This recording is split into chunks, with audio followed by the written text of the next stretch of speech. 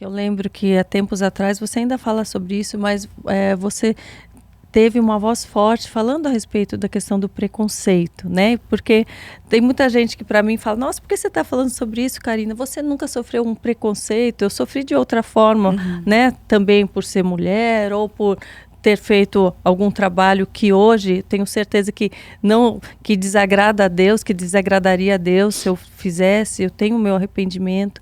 Então, eu também tenho a minha parcela de sofrimento e de preconceito das pessoas que olham só superficialmente.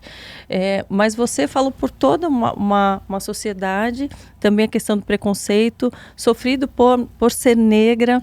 Então, você pode falar muito mais sobre isso, sobre de que forma lutar, né, pelo preconceito, mas com amor, né, sabendo quanto isso te fere, mas sem querer ferir o outro. Sim. Né?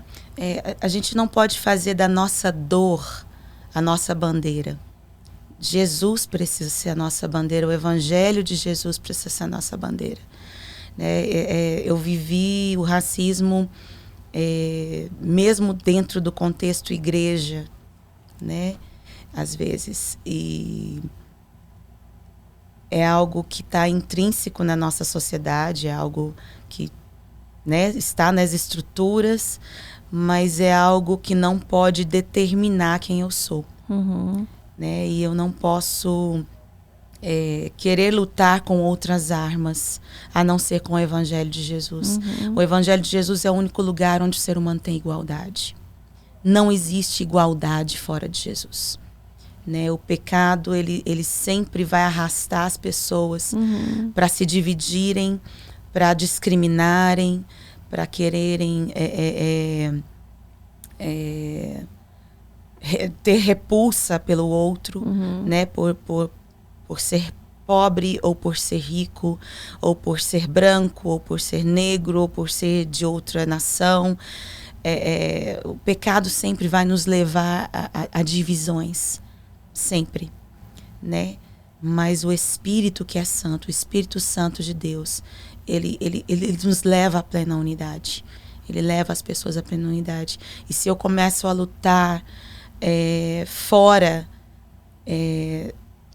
dos parâmetros de Deus, fora daquilo que Deus é, eu vou começar a trabalhar para que a divisão continue, né? De alguma forma. E eu fui aprendendo isso no decorrer dos anos, né? A dor, ela é genuína. A dor de muitos, né? A dor da discriminação é uma dor genuína. A gente não pode negar isso. Mas é uma dor que vai ser curada a partir de um encontro com Jesus, a partir de uma comunhão com o Espírito de Deus, né? Eu sempre me lembro, Karina, do avivamento, de ler sobre o avivamento de Azusa. E não sei se você já teve a oportunidade de ver a respeito disso. O avivamento de Azusa foi protagonizado, né? Um dos protagonistas desse avivamento foi William Seymour. William Seymour era negro, filho de escravos, cego de um olho, uma pessoa que sofria a discriminação. Eram anos assim terríveis de discriminação, né, da Ku Klux Klan, de pessoas sofrendo, pessoas às vezes sendo mortas, negros sendo mortos, enfim, praticamente uma guerra civil acontecendo, né? Eram anos também de uma grande tragédia. Los Angeles passou por uma tragédia, um terremoto. Muitas pessoas perderam suas casas, perderam familiares, né? Enfim, uma dor na sociedade muito grande naqueles tempos. E no meio disso, William Seymour, né?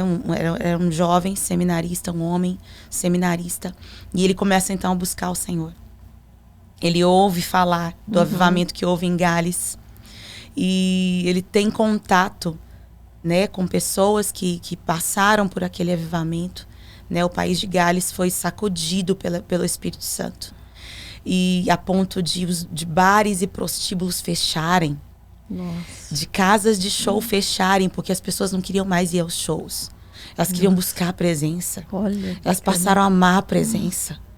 Elas se encontraram na presença de Deus de tal forma que eles não queriam mais se envolver com os vícios, eles não queriam mais a prostituição. E isso, né, eu esqueci, acho que Jonathan Edwards, se não me engano, era um jovem, cara jovem, 20 e poucos anos, né, e foram meses esse avivamento. No entanto, em meses, Deus fez aquilo que levaria anos para ser feito. Em meses, em questão de meses, vidas e vidas se converteram, uma cidade inteira praticamente se rendeu a Jesus. Nossa. Né? E o impacto disso na sociedade foi tão tremendo. E Seymour ouviu falar disso. E então ele começa a buscar o Senhor. E quando ele começa a buscar o Senhor, ele começa a orar, pessoas começam a se juntar a ele. Né? E numa ruazinha, a Rua Azusa, em Los Angeles, eles começam a se reunir numa casa, um lugar pequeno, um lugar simples. E pessoas começam a se juntar nessa busca ao Senhor. E de repente pessoas de diferentes classes sociais começam a vir, negros e brancos. Gente rica, gente pobre começa a encher aquele lugar.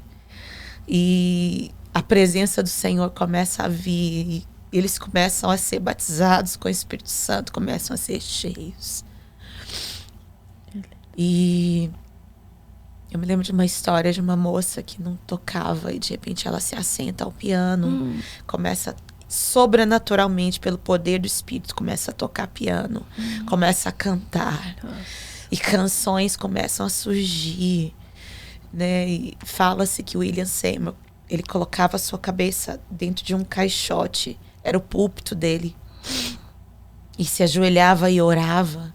Não tinha um ícone. Várias pessoas eram usadas por Deus naquele ambiente. E desse avivamento, vários avivamentos, vários eventos do Espírito começaram a acontecer. Se espalhou, né, inclusive pelo Brasil. Nós somos frutos hoje daquilo que aconteceu ali. Nossa. E eu creio que aquilo que eles experimentaram é algo que nós precisamos experimentar, que é uma unidade no Espírito, onde existe igualdade. O Espírito de Deus iguala as pessoas.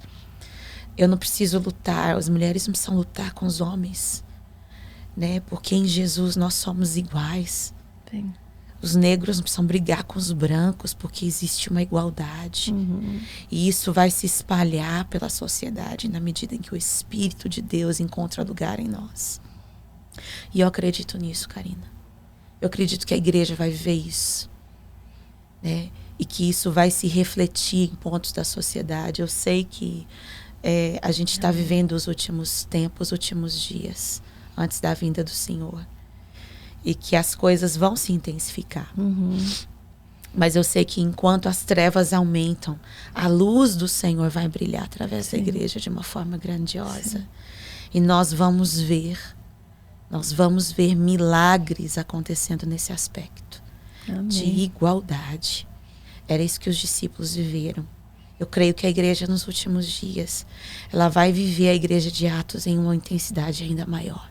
Amém. Eu creio que nós vamos ver, né, um espírito de generosidade no nosso meio, onde nós suprimos as necessidades uns dos outros sem peso, sem forçação de barra, simplesmente com o fluir do Espírito. Eu creio que vamos ver isso e vamos viver esses dias, onde o Espírito Santo nos move de tal forma que ideologias humanas não vão ser necessárias, não vão ser usadas. A palavra de Deus é o suficiente. O Espírito Santo é o suficiente para nós.